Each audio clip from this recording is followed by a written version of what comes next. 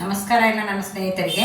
ಈ ದಿನ ನಾನು ಶಿವರಾತ್ರಿಗೆ ಮಾಡುವಂತಹ ತಂಬಿಟ್ಟು ಯಾವ ರೀತಿ ಮಾಡೋದು ಅಂತಂದೇಳಿ ತಿಳಿಸ್ಕೊಡ್ತಾ ಇದ್ದೀನಿ. ಸ್ನೇಹಿತರೆ, ಆದಷ್ಟು ನನ್ನ ಚಾನಲ್ಲು ಹೊಸದು ಹಳೆ ಚಾನಲ್ ಯಾಕಾಗಿದೆ, ದಯವಿಟ್ಟು ನನ್ನ ಎರಡೂ ಚಾನಲ್ಲು ಸಬ್ಸ್ಕ್ರೈಬ್ ಮಾಡ್ಕೊಳ್ಳಿ. ಹಾಗೆಯೇ ಲೈಕು ಮತ್ತು ಶೇರ್ ಮಾಡೋದನ್ನು ಮತ್ತೆ ಮರಿಬೇಡಿ. ದಯವಿಟ್ಟು ಸಬ್ಸ್ಕ್ರೈಬ್ ಆದವರು ಸಬ್ಸ್ಕ್ರೈಬ್ ಆಗಿ ಹೊಸ್ದಾಗಿ ನೋಡ್ತಾ ಇರೋರು ಅಂತ ತಿಳಿಸುತ್ತಾ ಈ ವಿಡಿಯೋನ ಶುರು ಮಾಡ್ತಾ ಇದ್ದೀನಿ. ಬನ್ನಿ, ಅದಕ್ಕೆ ಏನೇನು ಪದಾರ್ಥ ಬೇಕು ಅಂತಂದೇಳಿ ನೋಟ್ ಮಾಡ್ಕೊಂಬಂದ್ಬಿಡೋಣ. 1 ಕಪ್ಪು ಹುರಿಗಡಲೆ, 1 ಕಪ್ ರೇಷನ್ ಅಕ್ಕಿ ತೊಗೊಂಡಿದ್ದೀನಿ. ಹಾಗೆ ಒಂದು ಸಣ್ಣ ಬೌಲಲ್ಲಿ ಬಿಳಿ ಎಳ್ಳು ತೊಗೊಂಡಿದ್ದೀನಿ. ಹಾಗೆ ಏಲಕ್ಕಿ ಮತ್ತು ಲವಂಗ, ಒಣ ಕೊಬ್ಬರಿ ತುರಿ ತೊಗೊಂಡಿದ್ದೀನಿ. ನೋಡಿ, ಇದು ಬೆಲ್ಲ ಎಷ್ಟು ಚೆಂದ ಇದೆ ಅಲ್ಲ.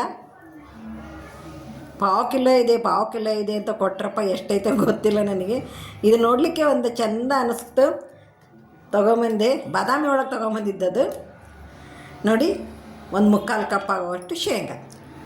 ಶಿವರಾತ್ರಿಗೆ ತಂಬಿಟ್ಟನ್ನು ಸುಲಭವಾಗಿ ಮಾಡಿ, ಬರದೇ ಇರೋರು ಸಹ ಸುಲಭವಾಗಿ ಮಾಡಬಹುದು. ಶಿವನ ಧ್ಯಾನ ಮಾಡ್ತಾ ನಾವು ಈ ತಂಬಿಟ್ಟನ್ನು ಹೇಗೆ ಮಾಡೋದು ಅಂತಂದೇಳಿ ಕಲಿಯೋಣ ಬನ್ನಿ. ಮೊದಲು ಸ್ಟವ್ ಆನ್ ಮಾಡಿ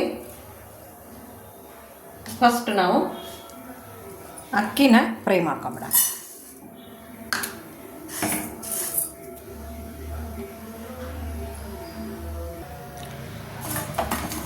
ಒಂದು 3/4 ಭಾಗ ಆಗೋವಷ್ಟು ನಾವು ಸಣ್ಣ ಉರಿಯಲ್ಲಿ ಅಕ್ಕಿನ ಫ್ರೈ ಮಾಡ್ಕೊಬಿಡ. ಸ್ನೇಹಿತರೆ, ಎಲ್ಲರೂ ಹೇಗಿದ್ದೀರಾ?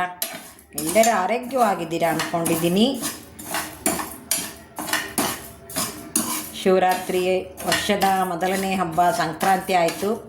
ನೆಕ್ಸ್ಟ್ ಈಗ ಶಿವರಾತ್ರಿ ಬರ್ತಾ ಇದೆ. ಮೊದಲೆಲ್ಲ ಬೆಳತನಕ ಜಾಗರಣೆ ಮಾಡೋರು, ಈಗೆಲ್ಲ ಕಡಿಮೆ ಆಗಿದೆ. ಒಂದು 3/4 ಭಾಗ ಆಗೋವಷ್ಟು ಇದನ್ನು ಫ್ರೈ ಮಾಡ್ಕೊಳ್ಳೋಣ ನಾವು. ನೆಕ್ಸ್ಟ್ ನಾನು ಹುರಿಗಡಲೆ ಹಾಕ್ತಾಯಿದ್ದೀನಿ. ಹುರಿಗಡಲೆ ಬಿಸಿ ಆದರೆ ಸಾಕು, ಬಿಸಿ ಆದರೆ ಸಾಕು. ಹಂಗೆ ಹುರಿತಾನೇ ಇರಬೇಕು ಅಂತ ಏನಿಲ್ಲ, ಬಿಸಿ ಆದರೆ ಸಾಕು. ಸ್ವಲ್ಪ ಮೆತ್ತಗೆ ಅನಿಸುತ್ತಲ್ಲ, ತಂದಿಟ್ಟಿರ್ಬಿಡ್ತೀವಿ ಮನೆಯಲ್ಲಿ. ಅಲ್ಲ, ನಾವು ಎರಡೆರಡು ಬಾಕ್ಸಲ್ಲಿ ಇಟ್ಟಿರ್ತೀವಿ, ಆದರೂ ಒಂದು ಸ್ವಲ್ಪ ಪುಡಿ ಹಾಕಬೇಕು, ಸ್ವಲ್ಪ ಬಿಸಿ ಆಗಲಿ. ಓಕೆ, ಈಗ ರೆಡಿಯಾಗಿದೆ. ಇದನ್ನು ನಾನು ಒಂದು ತಟ್ಟೆಗೆ ತೆಗೆದುಬಿಡ್ತೀನಿ. ನೆಕ್ಸ್ಟು ಶೇಂಗಾನ ಫ್ರೈ ಮಾಡ್ಕೊತಾರೆ. ಒಂದು ಸ್ವಲ್ಪ ಮೇನ್ ರೋಡ್ನಲ್ಲಿದ್ದೀವಿ ನಾವು. ಗಲಾಟೆ ಅನ್ನಿಸ್ಬೋದು ವಿಡಿಯೋದಲ್ಲಿ, ಏನು ಮಾಡೋಕ್ಕಾಗಲ್ಲ.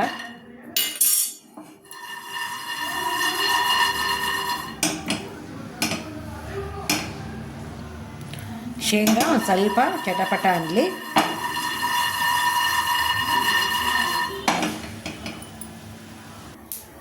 ಶೇಂಗಾ ರೆಡಿಯಾಗಿದೆ. ಈಗ ಇದನ್ನು ಒಂದು ತಟ್ಟೆಗೆ ತೆಗೆದುಬಿಡ್ತೀನಿ. ನೆಕ್ಸ್ಟು ಉರಿ ಸಣ್ಣಕ್ಕೆ ಮಾಡಿಕೊಂಡು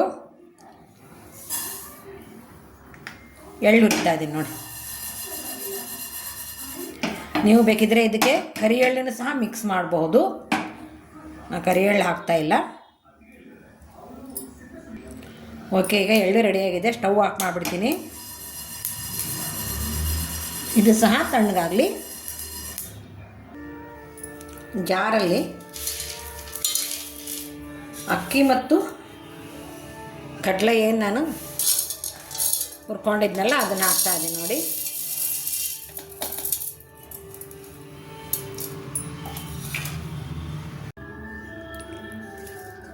ಕಡಲೆ ಮತ್ತು ಅಕ್ಕಿನ ಜಾರ್ಗೆ ಹಾಕಿದ್ದೀನಿ. ಅದರಲ್ಲಿಯೇ ನಾನೀಗ ಏಲಕ್ಕಿ ಮತ್ತು ಲವಂಗನ ಹಾಕಿ ಪೌಡ್ರ್ ಮಾಡ್ಕೊಂಬಿಡ್ತೀನಿ. ನೆಕ್ಸ್ಟ್ ಶೇಂಗಾನ ಸಿಪ್ಪೆಯನ್ನು ತೆಗ್ದಿಲ್ಲ ನಾನು.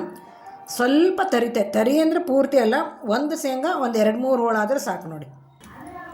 ನಾನು ಯಾವ ಕಪ್ನಲ್ಲಿ ಕಡಲೆ ಮತ್ತು ಅಕ್ಕಿ ತೊಗೊಂಡಿದ್ನೋ ಅದೇ ಕಪ್ನಲ್ಲಿ 1 ಬೌಲು ಬೆಲ್ಲ ತೊಗೊಂಡಿದ್ದೀನಿ. ಇದನ್ನೊಂದು ಬೌಲ್ಗೆ ಹಾಕ್ತೀನಿ. ಇದರಲ್ಲಿ ಅರ್ಧ ಕಪ್ ನೀರು ಹಾಕಿ ಸುಮ್ಮನೆ ಅದನ್ನು ಕರಗಿಸ್ಬೇಕಷ್ಟೇ, ಪಾಕ ಬರೋಂಗೆ ಮಾಡಬೇಡಿ. ಈ ರೀತಿ ಒಂದು ಕುದಿ ಬಂದರೆ ಸಾಕು, ಇಳಿಸ್ಬಿಡ್ತೀನಿ ನಾನು. ನೋಡಿ, ಹುರಕ್ಕಿ ಮತ್ತು ಹುರಿಗಡಲೆ ಬೇಯಿಸಿದ್ದು ಹಾಕಿದ್ದೀನಿ. ಹಾಗೆ ಶೇಂಗಾ ಬೀಜನ ಮಿಕ್ಸರಲ್ಲಿ ಒಂದು 2 ರೌಂಡ್ ಆಗೋವಷ್ಟು ಒಂದೇ ಒಂದು ರೌಂಡ್ ಹಾಕಿದೆ, ಒಂದು 2 ಹೋಳು ಆಗೋ ಹಾಗೆ ಮಾತ್ರ ಮಾಡಿ ಹಾಕಿದ್ದೀನಿ. ಹಾಗೆ ಇಲ್ಲಿ ಸೈಡ್ಗೆ ಒಣ ಕೊಬ್ಬರಿ ತುರಿ ಹಾಕಿದ್ದೀನಿ. ಈಗ ನಾನು ಎಳ್ಳನ್ನು ಹಾಕಿ ಚೆನ್ನಾಗಿ ಮಿಕ್ಸ್ ಮಾಡಿಬಿಡ್ತೀನಿ ನೋಡಿ. ಇದನ್ನು ಚೆನ್ನಾಗಿ ಮಿಕ್ಸ್ ಮಾಡ್ಕೊಂಬಿಡೋಣ. ಓಕೆ, ಎಲ್ಲ ರೆಡಿ ಆಯ್ತು. ಈಗ ನೆಕ್ಸ್ಟು ನಾನು ಬೆಲ್ಲನ ಕರಗಿಸಿ ಸೋಸ್ಕೊಂಡಿದ್ದೀನಿ. ಅಷ್ಟು ಹಿಡಿಯುತ್ತೆ ಅನಿಸುತ್ತೆ, ಹಾಕ್ಬಿಡ್ತೀನಿ.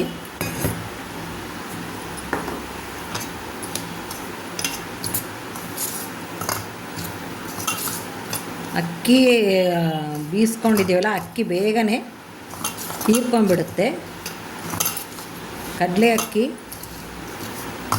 ನೋಡಿ ಈ ರೀತಿ ಚೆನ್ನಾಗಿ ಮಿಕ್ಸ್ ಮಾಡಿ, ಕರಿ ಎಳ್ಳು ಹಾಕಿದರೆ ಚೆನ್ನಾಗಿ ಕಾಣಿಸ್ತಿತ್ತೇನೋ. ನಮ್ಮನೆ ಮಕ್ಕಳು ಕರಿ ಎಳ್ಳು ಹಾಕಿದ್ರೆ ತಿನ್ನಲ್ಲಪ್ಪ, ಏನು ಮಾಡೋಣ. ಅದಕ್ಕೋಸ್ಕರ ನೋಡಿ ಚೆನ್ನಾಗಿ ಈ ರೀತಿ ಕೈಲಿ ಈ ಥರ ಪ್ರೆಸ್ ಮಾಡಿ ಅದು ಬೆಲ್ಲದ್ದೇನು ಹಾಕಿದ್ದೀವಲ್ಲ ನೀರು ಎಲ್ಲ ಕಡೆಗೂ ಹತ್ಕೊಳ್ಳೋದು. ಶಿವರಾತ್ರಿ ಹಬ್ಬ ಎಲ್ಲರೂ ಸಂತೋಷದಿಂದ ಮಾಡೋಣ. ಏನೇ ನೋವು ಇದ್ರೂ ಇರೋದೇ, ಅದು ಜೀವನ ಪೂರ್ತಿ ನೋವು ಇರೋದೇ ಅಲ್ವಾ. ನೋಡಿ ಈಗ ಒಂದು ಹದಕ್ಕೆ ಬಂತಿದ್ದು ಅಲ್ವಾ. ನೋಡಿ ಈ ರೀತಿ ಉಂಡೆ ಆಗಬೇಕದು. ಮಸ್ತಾತ್ ನೋಡ್ರಿ. ಈಗ ನಾನು ಉಂಡೆ ಕಟ್ಬಿಡ್ತೀನಿ ನೋಡಿ ಈ ರೀತಿ. ಒಂದೇ ಕೈಯಲ್ಲೇ ಕಟ್ಬೋದು ಸ್ನೇಹಿತರೆ, ಸುಲಭವಾಗಿ ಮಾಡಿ. ಹಾಗೆ ಬಿಗಿನರ್ಸು ಏನು ಬರೋದೇ ಇಲ್ಲಪ್ಪ ಅನ್ನೋರು ಸಹ ಮಾಡ್ಬೋದು ನೋಡಿ. ಎಷ್ಟು ಚೆಂದ ಆಯ್ತಲ್ವ. ಒಟ್ಟು ನನಗೆ ನೋಡಿ ಇನ್ನಿಷ್ಟಿದೆ, ಎಲ್ಲವನ್ನು ಕಟ್ಟಿ ತೋರಿಸ್ತೀನಿ ನಿಮಗೆ. ಓಕೆ, ಶಿವರಾತ್ರಿಗೆ ತಂಬಿಟ್ಟಿನ ಉಂಡೆ ರೆಡಿಯಾಗಿದೆ ನೋಡಿ. ಅಷ್ಟು ಚಿಕ್ಕ ಚಿಕ್ಕ ಬೌಲ್ನಾಗ ನಾನು ಪದಾರ್ಥ ತೊಗೊಂಡಿದ್ರೂ 10 ಉಂಡೆ ಆಗಿದೆ. ನಿಮಗೆ ಹೆಚ್ಚಿಗೆ ಬೇಕಾದ್ರೂ, ಹೆಚ್ಚಿಗೆ ಜನ ಇರ್ತಾರೆ ಕೆಲವ್ರ ಮನೆಯಲ್ಲಿ, ಹೆಚ್ಚಿಗೆ ಬೇಕಾದ್ರೂ ಮಾಡ್ಕೊಳ್ಳಿ, ಸೇಮ್ ಮೆಜರ್ಮೆಂಟ್ ಹಾಕ್ಕೊಂಡು. ಸ್ನೇಹಿತರೆ, ಇಲ್ಲಿಗೆ ಈ ವಿಡಿಯೋ ಮುಗಿಸ್ತಾ ಇದ್ದೀನಿ. ಎಲ್ಲರಿಗೂ ನಮಸ್ಕಾರ ಹೇಳೋದಕ್ಕಿಂತ ಮೊದಲು ಸಬ್ಸ್ಕ್ರೈಬ್ ಆಗದೆ ಇರೋರು ದಯವಿಟ್ಟು ಸಬ್ಸ್ಕ್ರೈಬ್ ಆಗಿ ಅಂತ ಹೇಳ್ತಾ ಎಲ್ಲರಿಗೂ ಧನ್ಯವಾದಗಳು.